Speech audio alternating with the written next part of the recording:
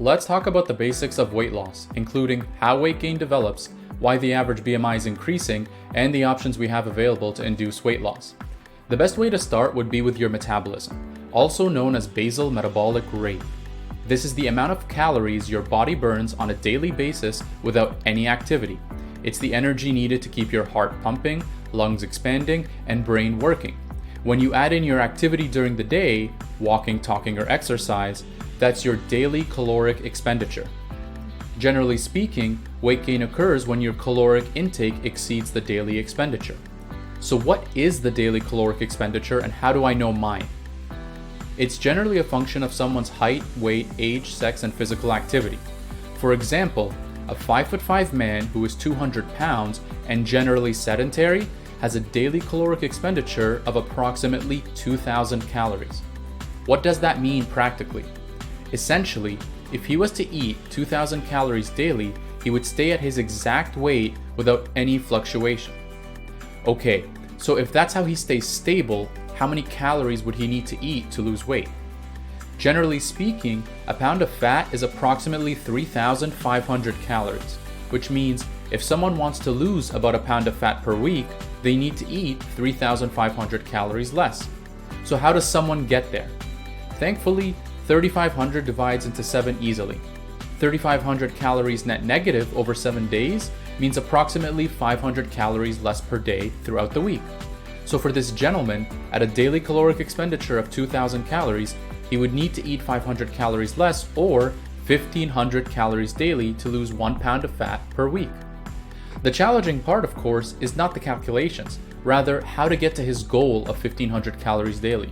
This is where things get a little bit complex, as avoiding excess calories in today's climate is quite difficult. The American diet is unfortunately a perfect blend of foods high in fat and sugar, which maximize daily caloric intake. Restaurants are not motivated to provide healthy options because that's not why we go back to them. Instead, their goal is to make something taste as good as possible so that you go back for more. And unfortunately, that's usually done by adding things like butter, cream, and sugar. Likewise, the meals which are easiest to prepare or afford at the grocery store will be those most calorically dense. This is why weight loss is so hard. It's also why more people are overweight today than at any other point in history.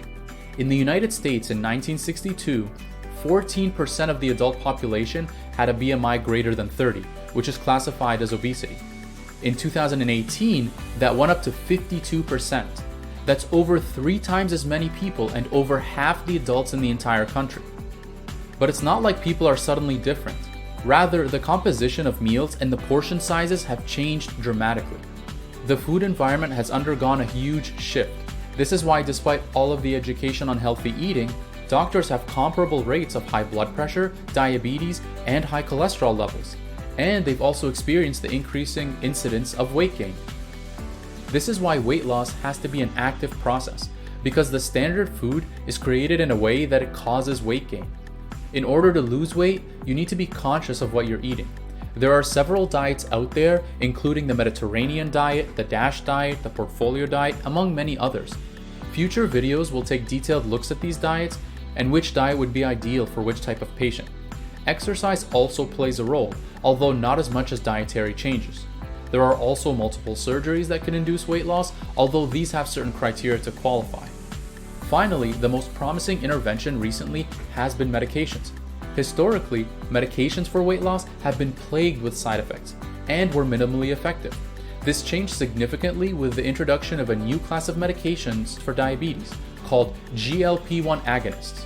While these were initially made for diabetes and are still used for it, their claim to fame has been their dramatic effect on weight. Once again, a future video will look at the clinical trial involving this medication, but as of now, they are considered safe and effective for inducing significant weight loss. So overall, we have many options when it comes to weight loss. Of course, a doctor can guide you through these and optimize them in a way for you to succeed. And as always, this information is for educational purposes and does not constitute medical advice. If you have any further questions, please don't hesitate to ask your doctor.